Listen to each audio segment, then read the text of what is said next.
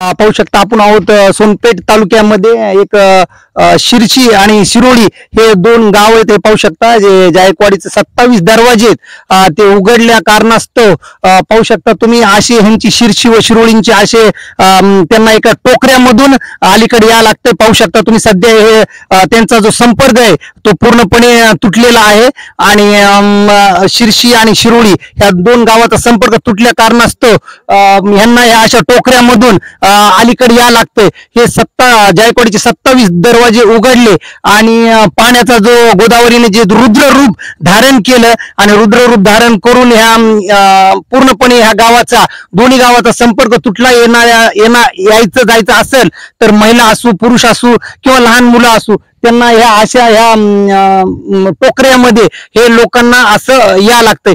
असं सोयाबीन असेल कॅमेरा थोडं सोयाबीन असेल कापूस असेल तूर असेल किंवा ऊस असेल हे पूर्णपणे शेतकऱ्याचं इथं पाहू शकता तुम्ही पूर्ण पाण्याखाली हे पूर्ण पीक हे पाण्याखाली गेलेलं आहे आणि पूर्ण गावकऱ्यांना हा संपर्क एक 4 दिवस झालं कमीत कमी 4 दिवस झाला ह्या असाच प्रवास गावकऱ्यांना करा लागत आहे. आणि 3 ते 4 दिवस झालं एकतर पाऊस जे आहे हा मुसळधार पाऊस कंटिन्यू इथं ओसरत आहे.